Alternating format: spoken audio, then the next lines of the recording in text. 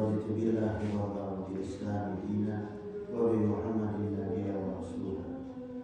Assalamualaikum warahmatullahi wabarakatuh. Hadratul kiram min jami'i syaikhina ayyuhal mukarramin sahibul fudala allazi yahduruna fi hadzal masjid al-hidayah kadallahu wa iyyakum sadajana orang doa kedua semoga sadaya Ustaz Tuhan sini kali dan amin. Al-Fatihah.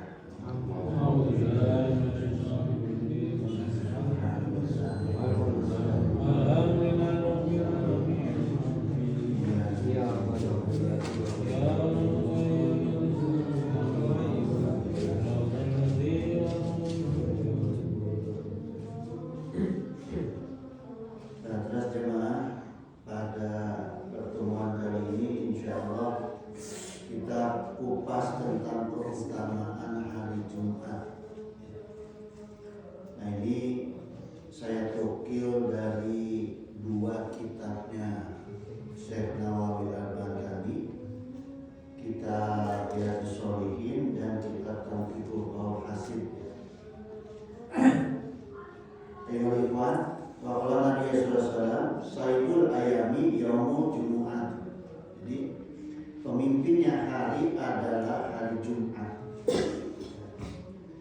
Saido itu sadah, jadi pemimpin yang makna sadah. Nah, apa buktinya hari Jumat sebagai pemimpin di hari-hari yang lain? Waqala Nabi SAW, inna yawma jumu'ati wa lailataha arba'atun wa isruna sa'atan. Jadi seperti hari-hari lainnya, hari Jumat itu dan malamnya ada 24 jam. Yu'tiqullahu fi kulli sa'atin minha. Di setiap jamnya itu pada hari Jumat Allah merdekakan setani ati alfi atikin minan nari. 600.000 ya, 600.000 umatnya Rasulullah SAW itu dimerdekakan oleh Allah di neraka tiap hari Jumat dan malam Jumat, ya, itu 600.000 setiap jam, berarti 24 kali 600.000 tiap hari Jumat, ya. Bahkan secara dohir ini diriwayatkan oleh Qalat Asma'u Khazihi karena pindah Aisyah tak ubilah. Jadi Asma binti Abu Bakar ini beliau menceritakan bahwa ketika Rasulullah SAW meninggal, Rasulullah SAW itu meninggalkan jubahnya yang hanya dipakai ketika sholat Jumat. Ya. Itu dipegang oleh Sayyidah Aisyah. Kemudian setelah falama ubilah fabatuha, setelah wafat Sayyidah Aisyah itu dipegang oleh Asma binti Abu Bakar, ya, gitu. Rasulullah SAW yalbasuha, Rasulullah SAW itu memakai jubah ini fanahnu nafsi qaluha lil mardo yustasfa biha. Nah, jadi dengan jubahnya Rasulullah itu, ku Asma binti Abu Bakar itu dipakai untuk menyembuhkan orang. Jadi ketika ada yang sakit, jubahnya itu dipakai diusapkan ke orang-orang yang sakit. Nah, ini mengalap barokahna tina jubah Rasulullah SAW yang hanya dipakai untuk sholat Jumat. Jadi dari dalil ini para ulama menganjurkan supaya kita itu kalau sholat Jumat khusus pakaiannya jangan dicampur dengan yang lain. Entah itu jubah, entah itu gamis, khusus, ya, supaya bisa menjadi peninggalan bagi keturunan kita nanti, bisa ngarap barokah, ya. Nah, kemudian jamaah sekalian, bagaimana sekarang mendapatkan keutamaan pada hari Jumat? Wa qala Nabi sallallahu alaihi wasallam, "Man ittazala yawmal jumu'ati barang siapa yang mandi pada hari Jumat, ufirat anhu zunubuhu wa khotoyahu, insyaallah akan dosa-dosanya itu akan dihapuskan oleh Allah. Ya. Ini maksudnya ini kufirat itu diingkari ke Allah, jadi tidak diakui dosa-dosanya. Dosa orang dan kesalahan orang, setiap kita mandi pada hari Jumat untuk persiapan sholat itu, semua dosa kita dihapus, tidak diakui ke Allah, artinya dihapus. Ghuslu yaumal jumu'ati wajibu ala kulli muhtalimin. Mandi di hari Jumat adalah wajib, jadi bagian dari wajib bagi setiap yang orang yang baligh. Nah, dalam kitab Tanqihul Qaul Hasid, Imam Nawawi itu mengatakan kata wajib di sini adalah bukan fardu ain, tapi masuk dalam kategori sunnah muakkad. Sunnah yang sunnah yang dianjurkan untuk dikerjakan. Ya. Nah, kemudian dalam kitab Riyadhus Shalihin bab fadli yaumil jumu'ati, ini bab keutamaan hari Jumat, ya, kewajiban sholat Jumat, wa wujubiha wal ikhtisali laha. Mandi untuk pertama itu kita mandi untuk sholat Jumat dan memakai wangi-wangian. Kemudian wattibi wa tabghiri ilaiha wa du'ai yaumal jumu'ati, dan yang paling baik itu kita datangnya lebih awal ke masjid, kemudian berdoa di masjid. Wassalati ala Nabi sallallahu alaihi wasallam, kemudian kita membaca salawat kepada Rasulullah SAW. Wa fihi bayanu sa'ati al-ijabati, dan penjelasan waktu ijabahnya doa di dalam sholat Jumat itu di antara duduk di antara dua khutbah. Jadi ketika khatib duduk di antara dua khutbah itu saat ijabah Jumat. Manfaatkan untuk kita banyak-banyak berdoa gitu. Ya. Kalau sunnahnya al-ikhlas dulu, kemudian doa. Jadi dibuka dengan al-ikhlas, kemudian disambung dengan baca doa. Qala Nabi sallallahu alaihi wasallam, "Man adraka jumu'ata falahu indallahi ajru mi'ati syahidin." Siapa yang dengan susah payah melakukan sholat Jumat, maka dia akan mendapatkan pahalanya itu ajru mi'atin syahidin, 100 pahala orang yang mati syahid. Jadi kalau kita dalam keadaan sakit nih, atau musafir atau sakit kan boleh ya nggak sholat Jumat, tapi kita maksakan sholat Jumat, kita itu diganjar oleh Allah 100 pahala orang yang mati syahid. Jadi kalau bisa maksakan mending maksakan. Ya. Saking penting-pentingnya sholat Jumat. Ya. Kalau Nabi SAW antara Jumu'atan min ghairi udrin, siapa yang meninggalkan sholat Jumat tanpa uzur syar'i, ya, tanpa alasan, falyatasaddaq bidinarin, maka dia itu perlu bersedekah dengan 1 dinar. Nah, jemaah, kalau kita ada kehalang untuk sholat Jumat yang disunahkan oleh Rasulullah SAW itu, selain kita sholat zuhur, kita juga sedekah 1 dinar. 1 dinar tadi 50.000. 50.000. Fa'ilam yajib binis dinarin. Kalau tidak ada uang 1 dinar, bisa dengan nisfu setengah dinar. Jadi 25.000 sedekah. Ya, gitu. Sedekah itu yang paling baik sebetulnya, enak jemaah. Bukan kita nggak perlu nyari fakir miskin, nyari pengemis. Sedekah yang paling afdal itu kepada keluarga, ke anak, ke istri, itu sedekah.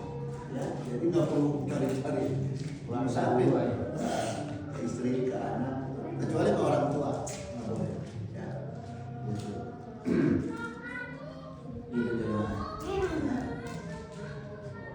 Nah, tapi itu kalau hitungannya kita baru sekali aja lah, sekali tidak sholat Jumat ya, maka sedekah. Mataraka salah Jumatin takawulan biha. Siapa yang meninggalkan salah Jumatin 3 kali sholat Jumat takawulan biha karena lalai itu tanpa ada uzur, tanpa ada alasan, toba Allahu ala qalbihi gitu. Jadi Allah tuh dikunci mati hatinya. Jadi jangan sampai kita nggak sholat Jumat sampai 3 kali berturut-turut, ya berturut-turut. Kata Allah bakal dikunci hati kita. Mantara salah Jumat min ghairi uzrin. Siapa yang meninggalkan 3 kali sholat Jumat tanpa uzur, ya kutiba minal munafiqina, maka Allah dimasukkan ke dalam golongan orang-orang munafik. Jadi jangan sampai 3 kali. Kalau baru sekali sedekah 50.000 atau 25.000 ya. Nah, orang yang taat mengamalkan sholat Jumat ya karena ketaatan kepada Allah dan menjaga amalan dalam sholat Jumat tadi, maka hadiahnya kata Rasulullah SAW bersabda beliau, "Qala man mata yaumul jumu'ati aw lailataha." Siapa yang meninggal pada hari Jumat atau malam Jumat, ya, rufi'a anhu azabul qabri, maka dihapus azab kuburnya. Tapi bukan sembarangan orang. Orang yang memenuhi syarat untuk taat di dalam sholat Jumat. Sebelum sholat Jumat mandi, kemudian datang lebih awal, ya, sholawatan. Nah, orang-orang yang seperti itu dijamin ketika meninggal di hari Jumat atau malam Jumat dibebaskan dari siksa kubur. Ya. Nah, kemudian jemaah sekalian, apa hukumnya atau etikanya di dalam sholat Jumat? Wa qala Nabi sallallahu alaihi wasallam, "Man qala yaumal jumu'ati li sahibi wal imamu yatubu an sid." Nah, kalau kita sedang berada di sholat Jumat, ya, itu saat imam sedang berkhutbah, imam kan suka mengatakan angsit, dengarkan, ya. Kita diperintahkan untuk mendengarkan. Au takalam au abisa au syara biyadihi au birasihi. Tapi kita itu tidak boleh memberi tanda supaya orang lain itu diam. Jadi di dalam sholat Jumat itu ketika berjamaah, sekalipun ada anak kecil yang gandeng, namanya berisik itu, kita nggak boleh mengatakan diam, nggak boleh. Gitu. Ya. Bahkan di sini au abisa gitu, au syara biyadihi au birasihi, atau memberi tanda atau geleng kepala, ya, atau memberi isyarat dengan tangan, itu nggak boleh. Ya. Jadi kalau kita di dalam sholat Jumat jangan sama sekali menegur atau memberi isyarat, ya, kepada orang-orang atau anak-anak yang sedang ngobrol atau apa yang berisik di mana, ya. Gitu. Fakat lawa malago gitu, fala Jumat lahu. Kalau kita itu memberi isyarat atau kita mengatakan supaya berhenti, isyarat tangan atau isyarat kepala, maka fakat lawa malago gitu, maka sholat kita itu batal dan dibatalkan. Fala Jumat lahu, maka tidak ada Jumat bagi dia. Ya. Jadi jamaah di waktu sholat Jumat orang ngecicing, konsentrasi aja, nggak usah mikirin orang lain, ya, nggak usah ngasih isyarat, ngasih teguran, ngasih tanda, nggak usah. Allah Taala fil Qur'annya Al-Jumu'ah ayat 10-nya, fa iza qudiyatis sholatu fantashiru fil ardi. Apabila telah menegakkan sholat Jumat, maka bertebaranlah kamu di muka bumi. Wabtagu min fadlillahi, maka carilah karunia Allah. Waskurullaha katsiran la'allakum tuflihun, dan ingatlah Allah sebanyak-banyaknya. Jadi kalau kita beres sholat Jumat itu disunahkan kita untuk syiar, ya, dagang, namanya pokoknya syiar dunia kayak gitu.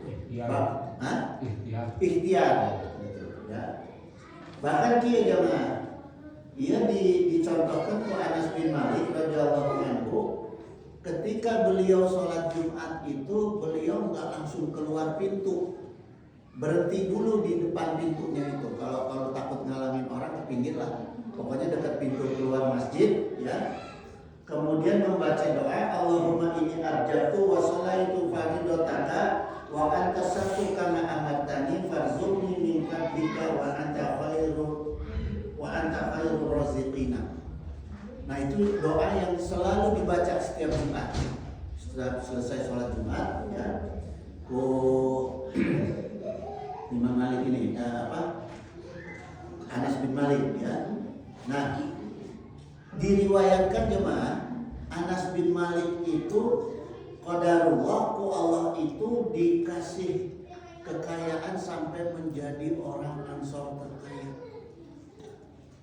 Punya anaknya 100 dan umurnya 100 tahun lebih. Salah satu syariatnya yang eta setiap pada Jumat tidak langsung keluar pintu. Doa heula. Ya, tadi doa tadi. Kalau aya priori-priori, aya doana urang-urang share ya ka bilda. Ya. Itu jemaah. Jadi kalau bisa kita ikuti itu yang baik-baik gitu ya. Gitu. Waqala Nabi sallallahu alaihi wasallam, khairu yaumin tala'at ala syamsu yaumul jumu'ati. Sebaik-baiknya hari di mana matahari terbit adalah hari Jumat. Fihi khuliqa Adamu, karena pada hari Jumat itu jamaah kan Nabi Adam diciptakan, wa fihi ilal jannata, dan pada hari Jumat itu kan Nabi Adam dimasukkan ke surga ya. Wa fihi ukhrija minha, kemudian pada hari Jumat itu kanjeng Nabi Adam dikeluarkan dari surga ya. Wala taqumu sa'atu illa fi yaumil jumu'ati, dan tidak akan terjadi hari kiamat kecuali hari Jumat. Maka orang kudu mengisi hari Jumat dengan kebaikan-kebaikan ya. Bisi teu efek kiamat, karena gini jemaah, namanya kiamat itu ada kiamat kubro, ada kiamat gitu. Bukan nggak mungkin kita selesai sholat Jumat kena kiamat. Ya, kiamat pribadi, naudzubillah subhanallah. Nah, jadi kieu jemaah diutamakan dina sholat Jumat eta dina hari Jumat itu ya, membaca sholawat khusus, sholawat yang diajarkan ke Rasulullah SAW. Ini ditanyakan kepada sahabat, kila ya Rasulullah, kaifa sholatu alaika, ya Rasulullah, seperti apa sholat kepada engkau pada hari Jumat itu ya. Kemudian diajarkan oleh Rasulullah, qala taqulu Allahumma sholli ala Muhammadin abdika wa nabiyika wa rasulika nabiyil ummi. Maka dia jemaah digentur dulu ketika saya pesantren di sana. Baik dipicu mau digentur sambil menunggu khatib naik ke mimbar, itu ada yang mimpi sholawat umi ini. Allahumma sholli ala Muhammadin abdika wa rasulika nabiyil ummi. Terus itu sampai ke khatib naik mimbar gitu ya, gitu. Wa taqidu wahidatun, jadi satu kalimat itu dihitung satu. Nah, kalau kita membaca salawatnya itu sampai pada sambil nunggu khatib itu sampai pada hitungan 80, maka dihapuskan dosa kita sebanyak 80 tahun. Jadi nggak ada salawat yang lain, ya. Khusus untuk hari Jumat yang diajarkan oleh Rasulullah adalah salawat ummi. Ya. Nggak ada salawat sifat, nggak ada. Waqala Nabi SAW dari Abu Darda, akhiru ala minas sholati yawmal jumu'ati fa innahu yawmun mas'udu tashhaduhul malaikatu. Maka perbanyaklah untuk aku, kata Rasulullah SAW di hari Jumat, karena pada hari Jumat itu malaikat turun langsung menyaksikan umat Rasulullah yang sedang beribadah dan membaca sholawat. Ya. Famakana aksaruhum alaiha sholatan. Siapa yang banyak bersalawat kepada aku pada hari Jumat itu, karena akrobahum minni manzilatan, dialah yang paling dekat dengan aku pada hari kiamat. Ya, itu jemaah. Kemudian siapa yang bersolawat kepada Rasulullah SAW, diceritakan dalam hadis Anas bin Malik, waqala Nabi SAW, man sholat alaiya sholatan wahidatan sallallahu alaihi asru salawatin wa khutat anhu asru khati'atin.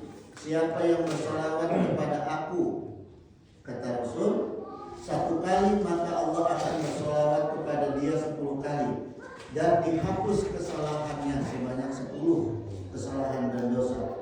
Wa rufi'at lahu asru darajatin. Kemudian diangkat derajatnya baik dunia dan akhirat sebanyak 10 derajat. Ya.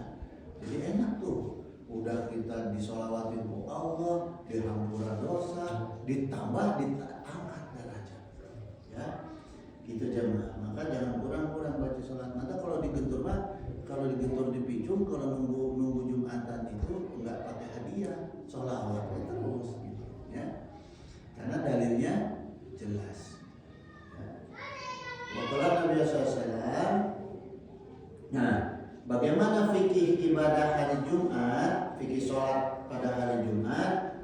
Nah, ini dalam kitab Tuhfatul Al-Muhtaj juz 2, ya, Ibnu Hajar Al-Haytami qala ayat al-ani duna ma adaha arabiyatan lilit tabani. Jadi semua rukun khutbah, ya, diisyaratkan disampaikan dengan berbahasa Arab. Jadi yang sesungguhnya jemaah, khutbah itu menggunakan bahasa Arab. Ya, apa maknanya bahasa Arab? Lilit tabaki, maksudnya apa? Untuk berintibak kepada Rasulullah SAW, mengikuti cara khutbahnya Rasulullah SAW. Karena Rasulullah SAW nggak pernah khutbah pakai bahasa Sunda,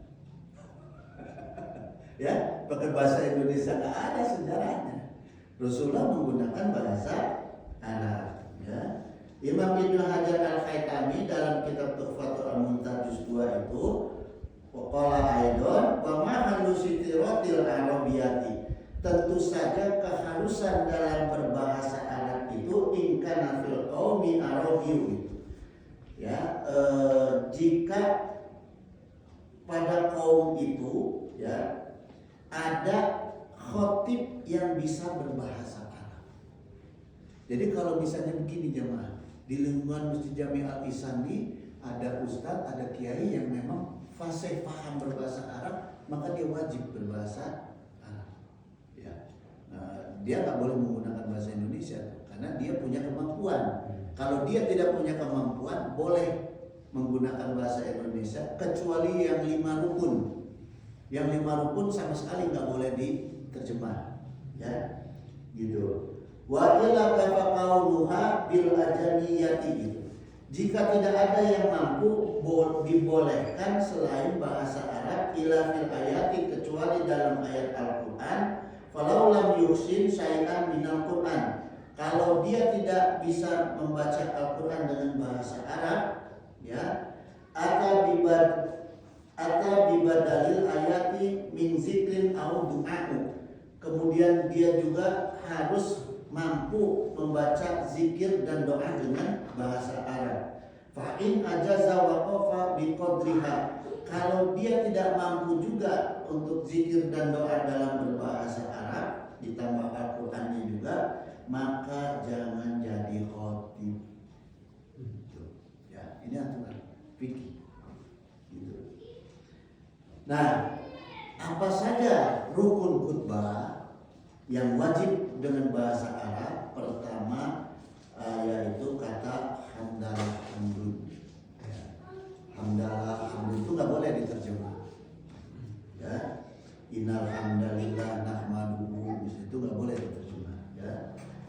kemudian membaca sholawat itu tidak boleh diterjemah, ya.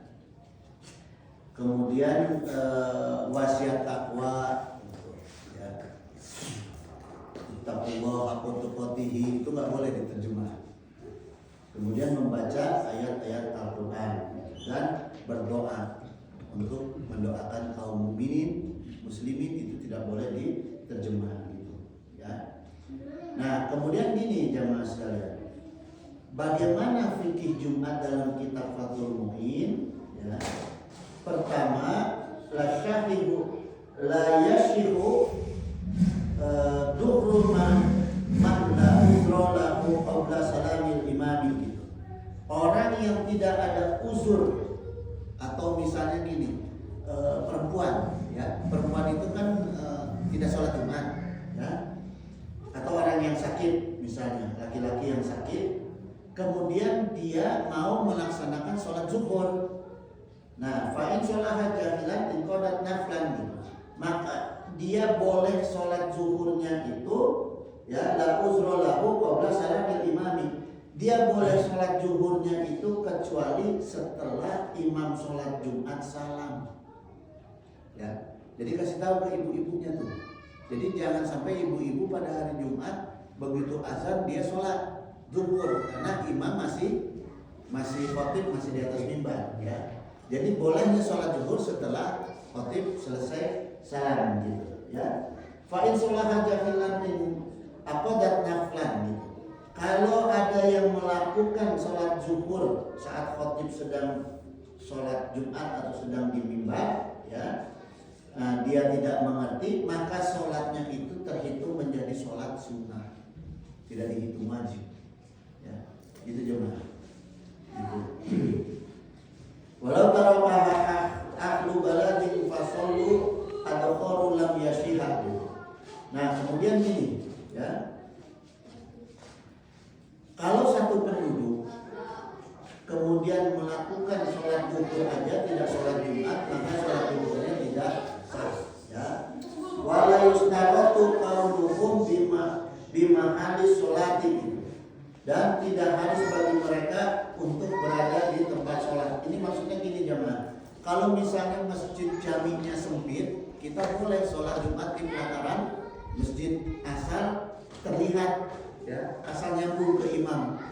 Tapi kalau di Jakarta tuh ada masjid yang bertingkat tapi atasnya ketutup, di bawah tuh pakai TV, itu nggak sah, nggak sah, gitu. Kecuali kalau bolong, ya, yang di atas melihat terus nyambung ke halaman, nah itu boleh gitu, ya, boleh gitu. Bahkan wala fahimakum lima yasma'anahu yasma'unahu wasyurita fihi ma arabiyatun gitu, ya. Bahkan gini jamaah, jamaah Jumat itu tidak wajib mengerti apa yang disampaikan oleh khatib. Jadi nggak ada dalil misalnya untuk sholat Jumat itu diterjemah supaya jamaah mengerti, enggak, ya. Karena khutbah Jumat itu adalah khutbah sholat wajib. Khutbah Jumat itu adalah pengganti 2 rakaat sholat duhur, ya. Beda dengan khutbah Idul Fitri atau khutbah Idul Adha, karena itu sunnah. Ini perkara wajib yang masuk dalam pengganti sholat duhur. Ada aturan di dalam sholat duhur. Apakah boleh kita sholat 2 rakaat sholat duhur pakai bahasa Indonesia? Kan tidak boleh, ya, itu. Nah, jadi sesungguhnya dua rakaat khutbah Jumat itu adalah 2 rakaat sholat duhur, gitu. Dan tidak wajib mengerti, sah tetap jamaah, ya, tidak wajib mengerti gitu. Ittiba is-salafi wal khalafi gitu.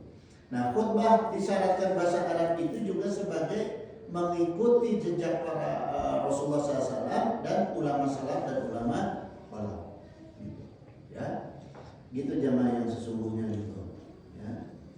Nah, kemudian gini jamaah, ini saya cerita, ini dapat cerita dan saya ceritakan sekarang. Dulu di Indonesia itu semuanya itu khutbah dalam bahasa Arab. Tapi karena dijajah oleh penjajah kompeni Belanda itu, penjajah itu takut hari Jumat itu digunakan untuk merencanakan umat Islam untuk mengkomando pergerakan apa. Maka diwajibkan untuk diterjemah.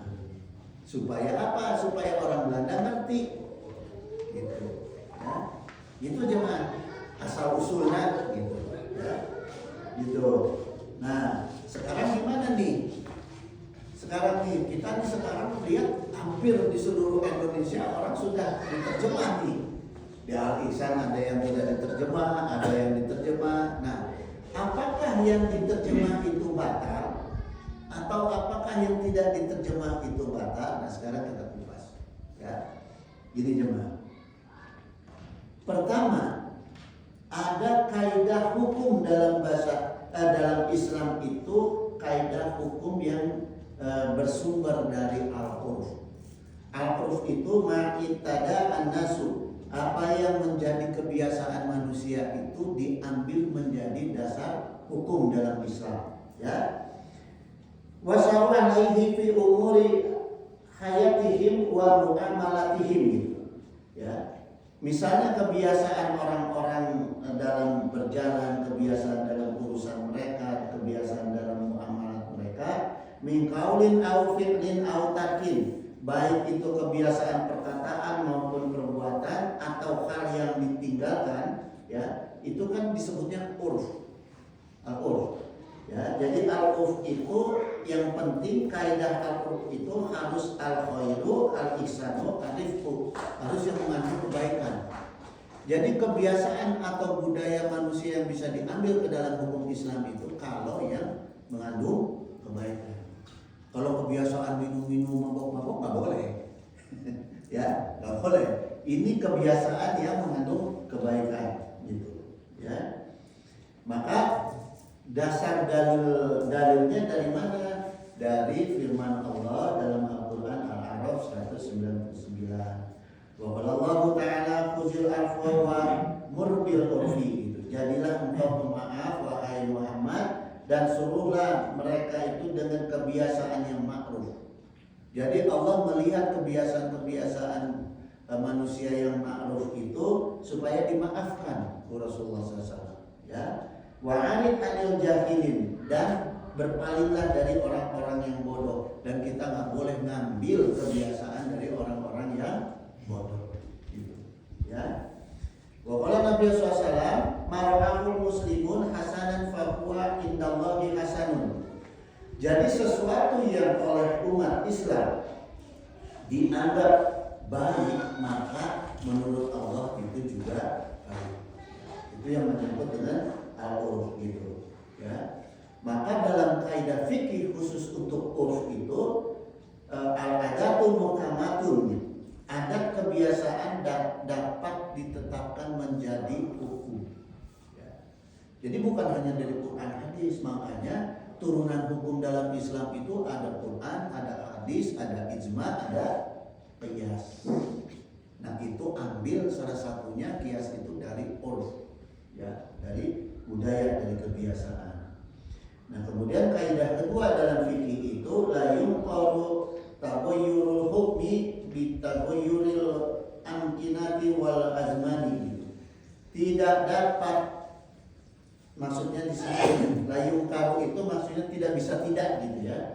Tidak bisa tidak bahwa perubahan hukum itu berhubungan dengan perubahan tempat dan waktu.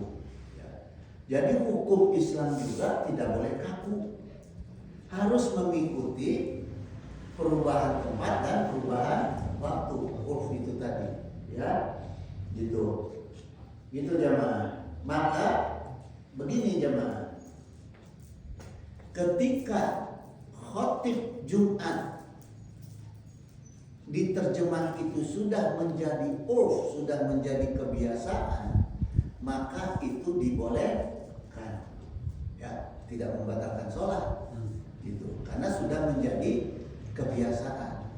Kalau kita teliti kebiasaannya itu sumber kebiasaan khotib Jumat diterjemah itu karena menjaga kemaslahatan umat.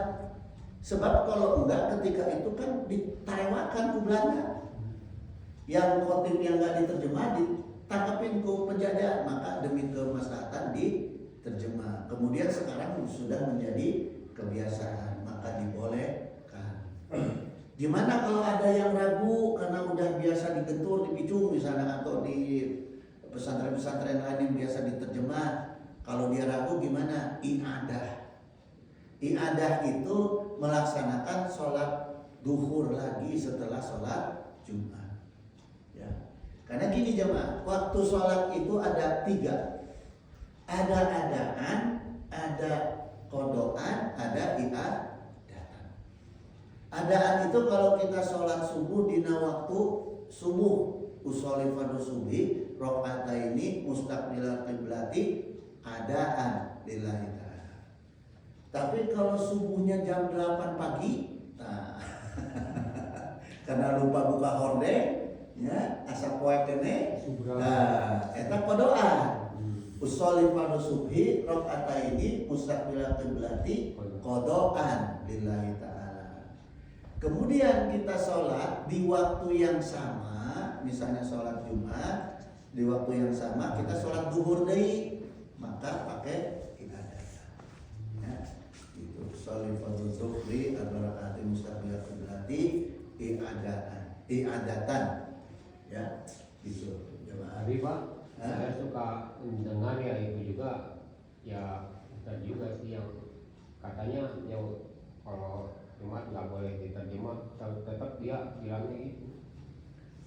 Iya, dia berkeyakinan dengan ilmunya, tapi kan bukan berarti, makanya tadi saya katakan, ilmu Islam itu tidak sempit.